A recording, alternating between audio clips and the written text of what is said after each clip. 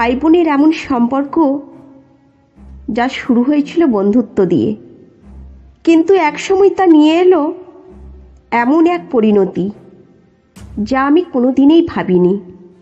আমি একজন সুন্দরী বুদ্ধিমতী মেয়ে, আমার ভাই রাহুলের সাথে রয়েছে গভীর বন্ধুত্ব, কিন্তু একদিন ভাইয়ের মুখ থেকে বেরিয়ে আসে এমন কিছু কথা যা পুরো আমাকে হতবাক করে দেয়।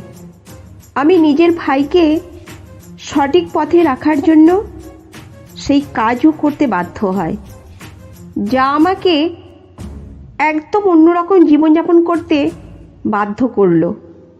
বন্ধুরা, ভিডিওটি সম্পূর্ণ দেখুন, কারণ এই গল্পের প্রতিটি মুহূর্ত আপনাকে আবেগে ভাসিয়ে নিয়ে যাবে।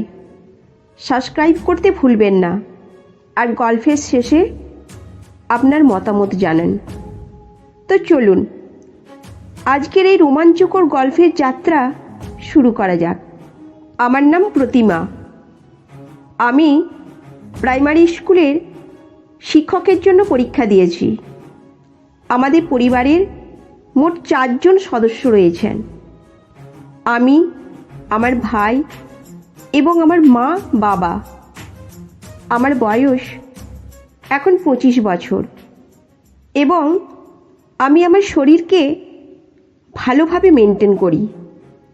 প্রতিদিন সকালে আমি যোগব্যায়াম করি যাতে আমি সুস্থ থাকতে পারি।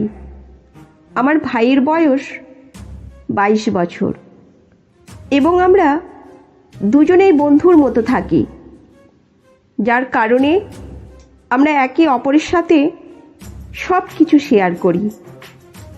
একদিন আমি আমার ভাইয়ের সাথে কিছু গোপন কথা বলছিলাম। হঠাৎ আমি তাকে জিজ্ঞাসা করলাম, রাহুল, তোমার কি কেউ পছন্দ আছে? রাহুল একটু হেসে বলল, না দিদি, এখনো তেমন কেউ মেলেনি, তবে তোমার মতো কেউ হলে নিশ্চয়ই চেষ্টা করব। এই উত্তর শুনে আমি একটু চমকে গেলাম। ভাইয়ের মুখে তোমার মতো কথাটি শুনে আমি হতবাক হয়ে গেলাম। আমি শুধু তার কথাগুলো নিয়েই ভাবছিলাম।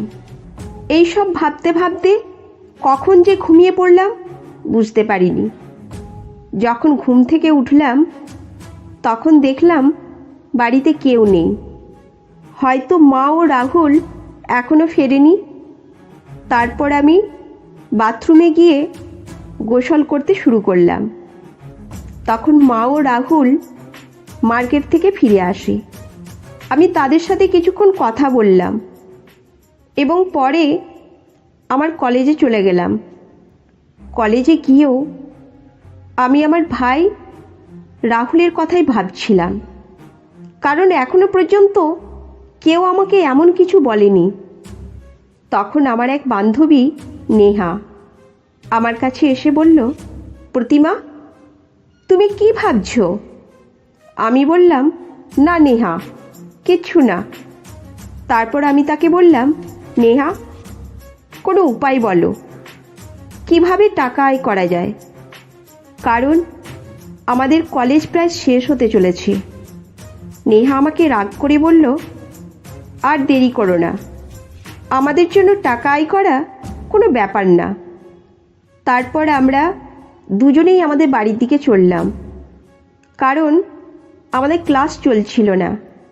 বাড়ি ফেরার পথে আমি আমার ভাই রাহুলকে দেখলাম। তাকে দেখে আমি খুব অবাক হলাম। সে কারোর সাথে ঘুরছিল।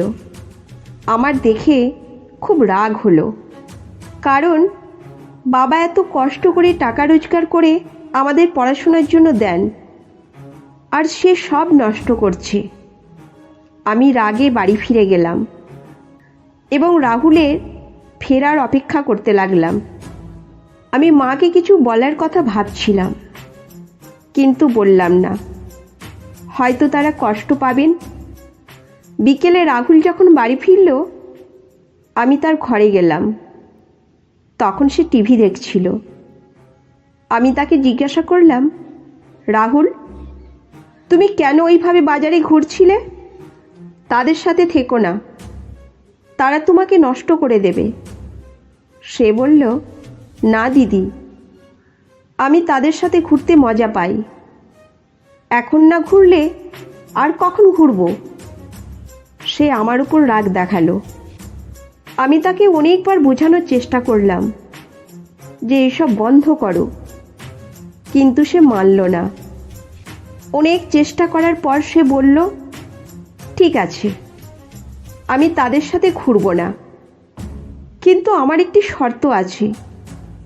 যদি তুমি সেটা মানো তবে আমি তাদের সাথে থাকা ছেড়ে দেব। আমি বললাম, হ্যাঁ বলো, কি শর্ত?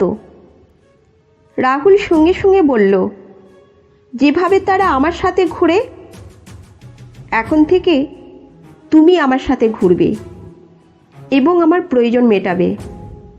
আমি বললাম, না, এটা সম্ভব নয়। আমি কেন তোমার সাথে ঘুরব? তখন রাহুল বলল, তাহলে ঠিক আছে, আমাকে বোঝানোর চেষ্টা করো না। আমি যা করছি সেটা আমি করবই। তখন আমি বললাম, ঠিক আছে, সন্ধ্যায় ভেবে জানাবো। এই বলে আমি তার ঘর থেকে বের হয়ে আমার ঘরে চলে গেলাম এবং বসে বসে ভাবতে লাগলাম। এখন আমি সম্পূর্ণরূপে বুঝতে পেরেছিলাম যে আমার ভাই আসলে কি চায়। তার কথাগুলো ভাবতে ভাবতে আমার টেনশন অনেক বেড়ে গিয়েছিল। আমি কখনো ভাবিনি যে আমার ভাই এমন কিছু করার কথা ভাবতে পারে। আমি তো ভেবেছিলাম আমার ভাই খুব ভালো ছেলে এবং ভবিষ্যতে সে আমাদের পরিবারকে ভালোভাবে সাহায্য করবে, কিন্তু এখন মনে হচ্ছে সে আমাদের জীবন নষ্ট করতে চাইছে। এই সব ভাবতে ভাবতে আমি ঘুমিয়ে পড়লাম। সকালে ঘুম থেকে উঠে রাহুলের ঘরে গেলাম। প্রথমে তাকে অনেক বোঝানোর চেষ্টা করলাম, কিন্তু সে আমার কোনো কথাই শুনছিল না। এরপর আমি বললাম, ঠিক আছে রাহুল, তোমার শর্ত আমি মেনে নিচ্ছি, কিন্তু চলো আগে আমরা শপিংয়ে যাই। তারপর আমি তাকে বললাম, এই ব্যাপারটা কেউ যেন জানতে না পারে এবং আজকের পর তুমি আর কারোর সাথে ঘুরবে না। সে বলল, ঠিক আছে, আজ থেকে তুমি যা বলবে আমি তাই করব। আমার ভাইয়ের সাথে কথা বলে আমি সেই লোকদের সাথে কথা বলতে গেলাম যাদের সাথে রাহুল ঘুরছিল এবং তাদের ভালোভাবে বুঝিয়ে দিলাম। তারপর বাড়ি ফিরে মায়ের সাথে গিয়ে নাস্তা তৈরি করতে লাগলাম, কারণ আজ রবিবার ছিল, আমাদের কোথাও যেতে হয়নি। তারপর বাবা, রাহুল এবং আমি একসাথে নাস্তা করলাম এবং পরে আমি আর রাহুল শপিংয়ে গেলাম। শপিংয়ে গিয়ে রাহুল আমাকে কিছু কাপড় কিনে দিল এবং নিজেও কিছু কাপড় নিল। আমি মায়ের জন্য একটি শাড়ি কিনে নিলাম। তারপর শপিংয়ের শেষে আমরা একটি রেস্টুরেন্টে গিয়ে খাওয়া দাওয়া করে বাড়ি ফিরে এলাম। সন্ধ্যা হলে রাহুল আমাকে বলল, এখন তোমার শর্ত পূর্ণ করার পালা। আমি তখন শর্ত অনুযায়ী কাজ শুরু করলাম।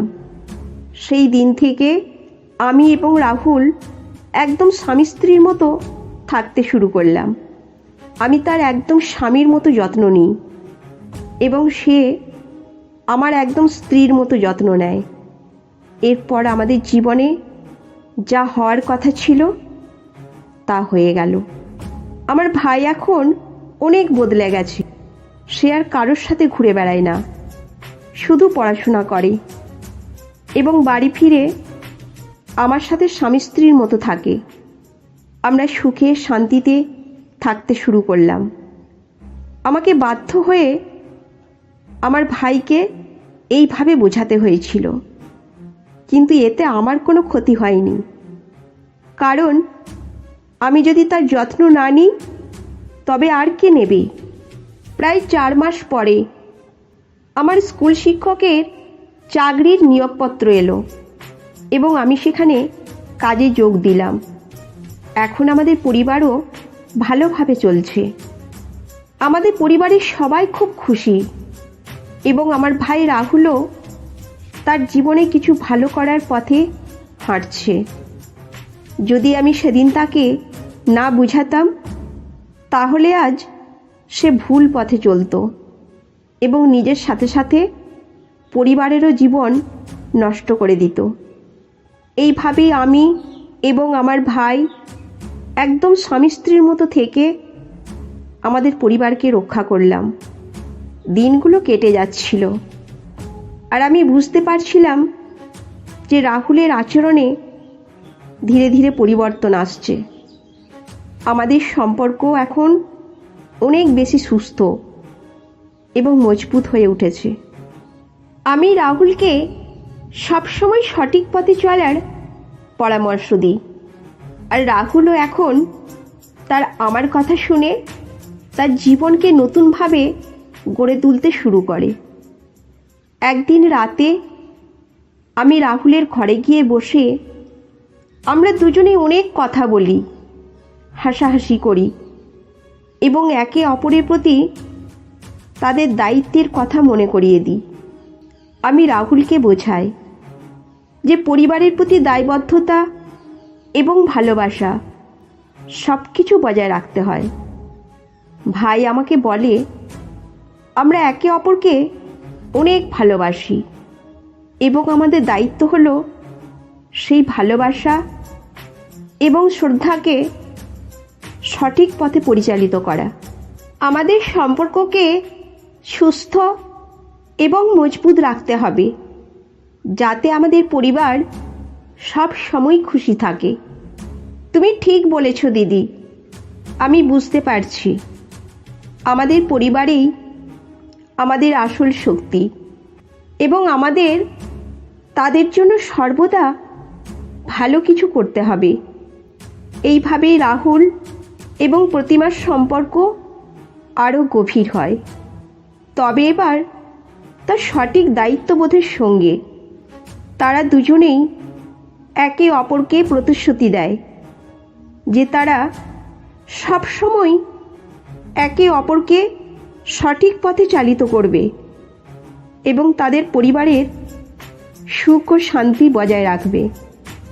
বন্ধুরা, গল্পটা থেকে আমরা শিখলাম যে সম্পর্কের মধ্যে ভালোবাসা ও শ্রদ্ধা থাকা অত্যন্ত গুরুত্বপূর্ণ, কিন্তু সেই ভালোবাসা এবং শ্রদ্ধা যেন সবসময় সঠিক পথে থাকে এবং পরিবারকে সুস্থ সুখী রাখে।